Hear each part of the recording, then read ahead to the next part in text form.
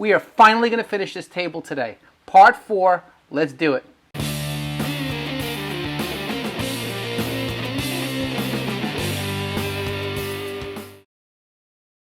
The first thing we're going to do today is finish up the bottom. I'm going to be using 3/4 inch red oak, just like I did along the edges of the tabletop. I'm going to cut it down to the length of the miter saw, then I'm going to rip it at the table saw, and I'm going to put a slight chamfer on it. I have plans for this. They are available for free on my website, so you can go there and download them if you're looking to build something like this, or if you just need it as a reference.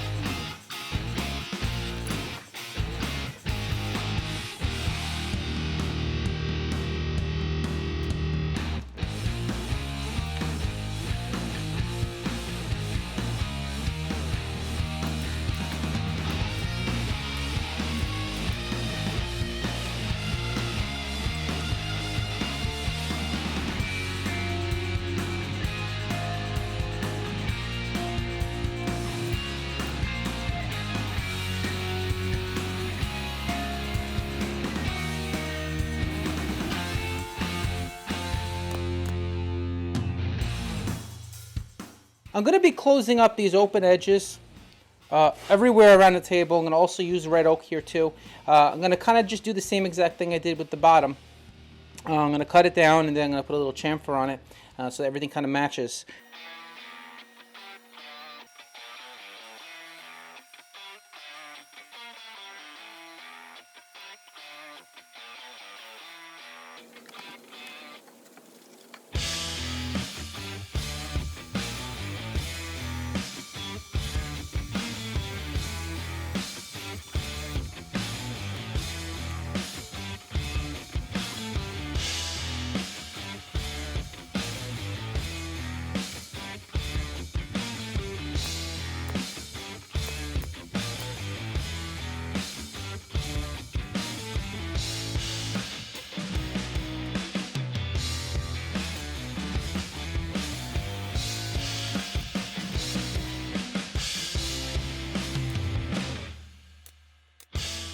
To close this open space up here, I'm going to be using a combination of red oak and also some pine. And the reason why I'm doing that is to save some money. I don't have enough red oak and I don't want to buy another board because this stuff is really expensive, especially since I don't have a thickness planer. So I'm buying it already finished. And I think it's going to look good. So we're just going to do it this way.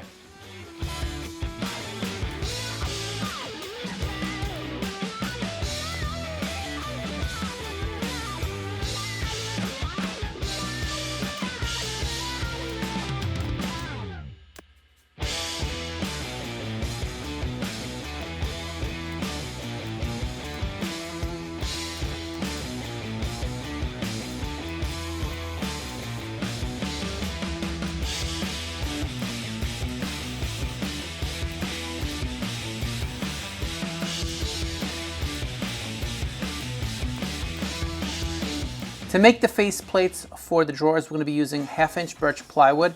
I'm not going to cut them all down to exact size yet. What I want to do is I want to first put a few coats of polyacrylic on here. That's the same stuff that I use on the tabletop here and on the side. And then from there, we're gonna cut it down into the smaller panels so that we can install it on each drawer.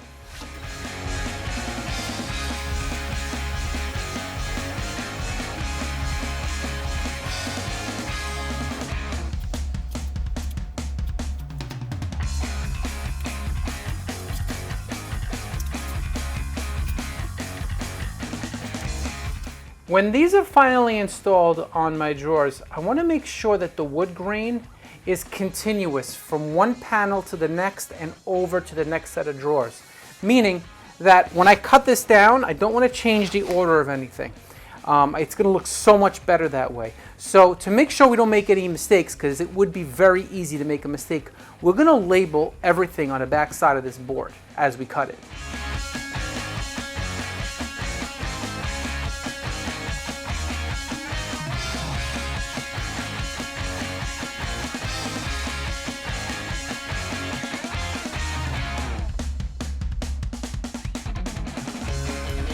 Maybe I'm getting a little crazy here, but this bothers me that this is not the same wood as what we used on the drawer faces. So I want to take some of that material and put it right over this so that way it all looks the same. To do that means that we're going to have to take out these outlets, and we're going to have to take out the filter here. I think this could stay, but it's going to be annoying, but it's going to look a lot nicer. So let's do it.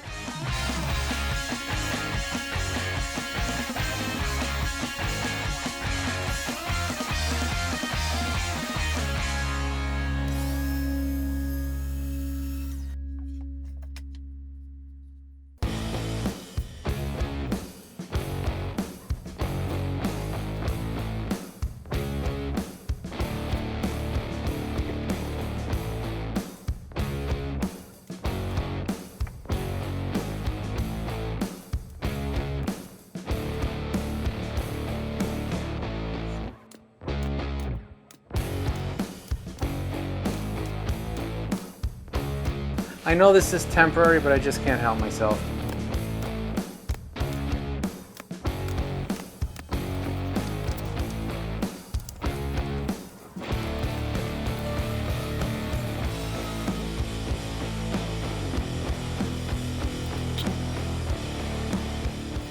I am ready to cut the faces for the drawers, but before I do, once we cut all of these, you're going to have 12 pieces. It is going to be very, very hard to keep every single piece in order. That way you can match up the grain and have everything flow nice from one drawer to the next. So I'm going to label everything on here too, even before I cut it.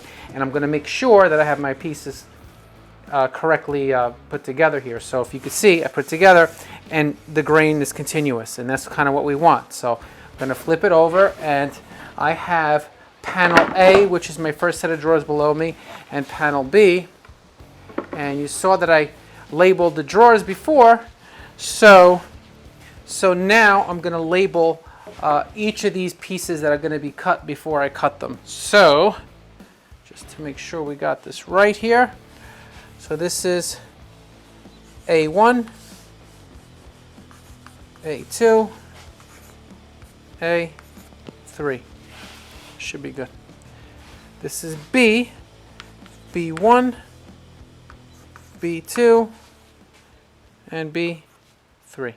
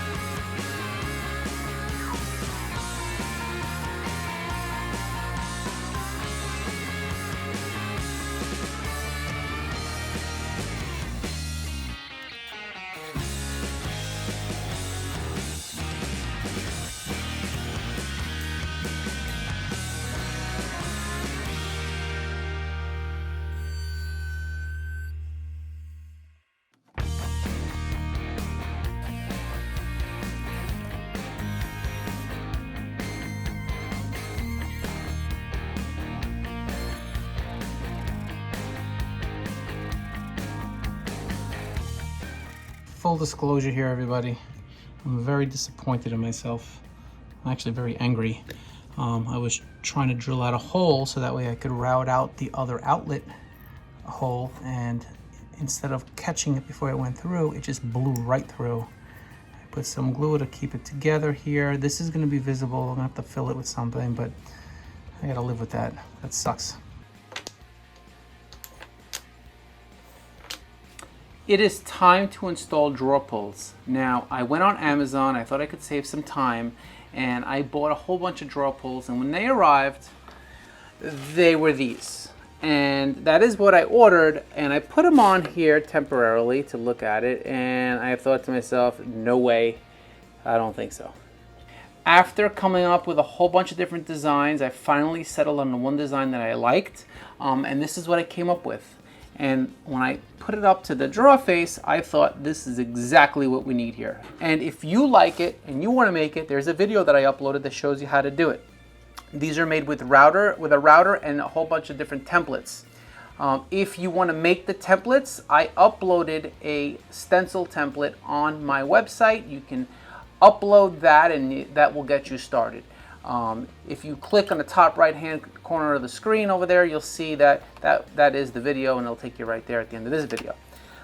So anyway, we got to finish these, and I'm going to use a wipe on poly, and I think that's going to protect it real nice because we're going to be pulling on these, and you know they're going to be taking a beating.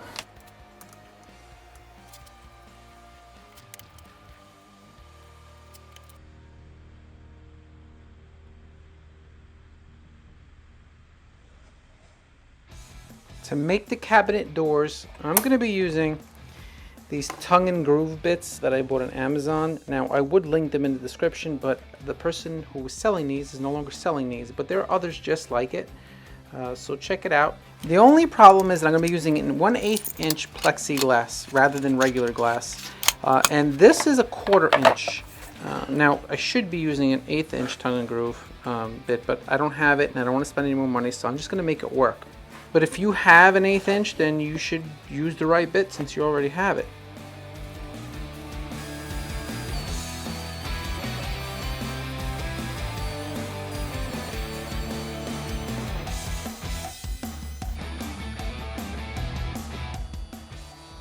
Here's a little tip to make it a little bit easier when you're routing out your cabinet door pieces.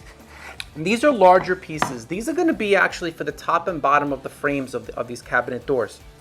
Before I cut them down to thickness, which is 2 inches, I went to the router table and I cut the tongue out first. It's easier to run a larger piece on the router table than something really small. So now that these are cut, I'm going to run them on the table saw and cut them down to 2-inch strips.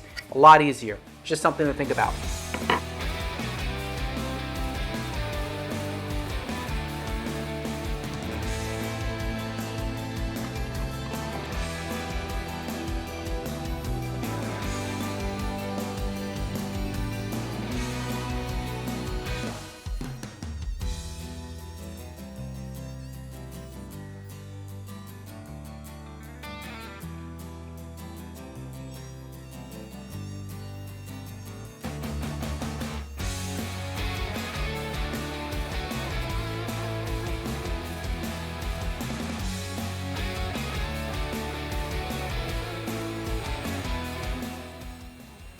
Now that I have my tops and bottoms of my cabinet doors cut, I have to also route out a little groove in these as well.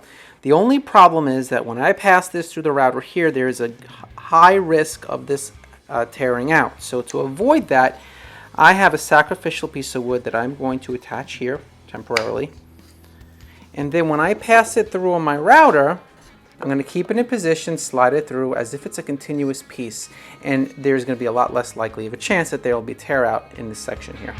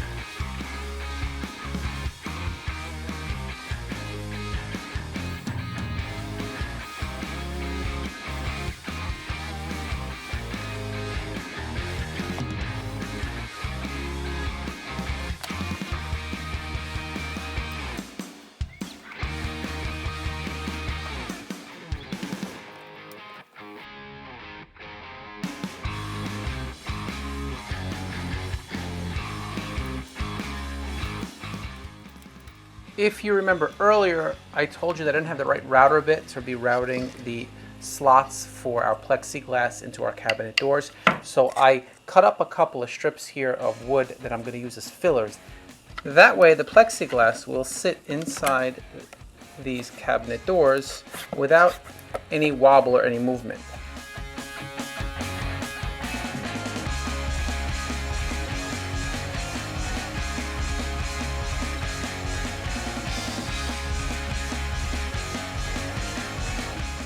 While our cabinet doors are drying, we're going to install these draw pulls. Now to do that, I made a jig, and I highly recommend that you do the same, because if these handles are not placed in the same exact spot on each of the drawer faces, you're going to notice it and it's not going to look that good. So how this works is that this is just going to be put at the bottom of the drawer face.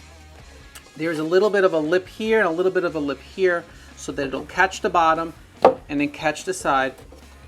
And then I have a couple of clamps. I'm going to clamp the bottom here, and I'm going to clamp the edge here.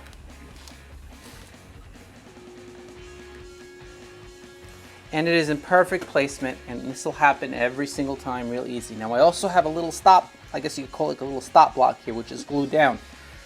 When our drawer pull is pushed up against it, it is exactly centered on this drawer face. And that's exactly what we're going to be using over and over again to do all 12 of these drawers. Before you install the drawer pull, I have here a little guide to drill my holes. That way they're in the proper placement every single time.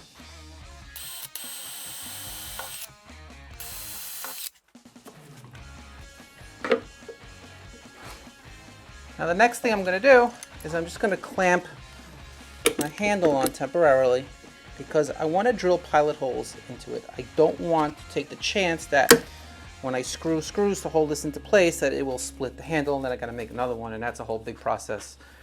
Now make sure I had to extend a bit on this drill so that way I can get through a couple of pieces of this 1/2-inch ply and the block that was here. But now this is too long. If I use it like this, I'm going to go right through the drawer pull. So I need to shorten a bit. I'm using a 1 3/4 inch screw to install these, and I'm just going to set the bit just shorter than the screw.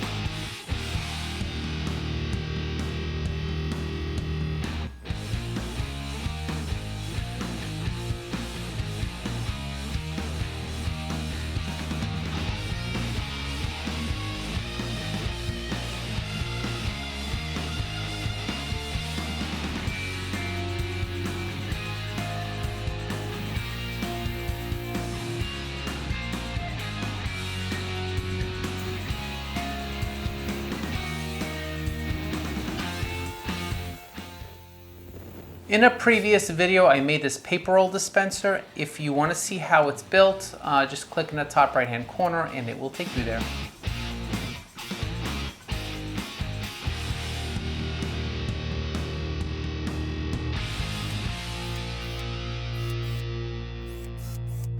Before we install these hinges, it's going to be easier if we pre-drill our holes for our handles on these cabinet doors. So I'm going to flip these over, make sure that these are outside. So we're going to flip them over. Now our handles are going to go right here. And if you remember these from before, I'm going to actually use these on our cabinet doors. They actually look pretty good. So I'm going to put the link in the description if you want to use these also. So to make this process a little bit easier, I made templates. I made a left template and a right template. And how it works is I already pre-drilled the holes in the position that I want them in, and we're just gonna put them over here, and they're gonna get clamped on, and then we're gonna drill holes that match up with the holes on these handles, and we should be perfect. So let's do that.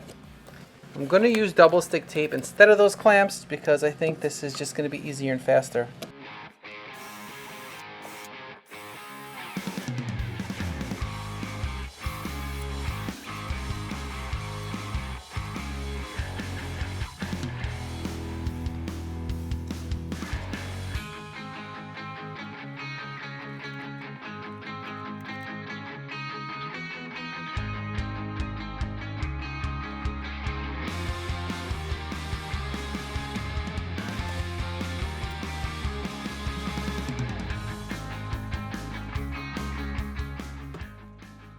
I would like to take a moment and just say thank you to my wife. Without her, there would be no Artisan Made channel.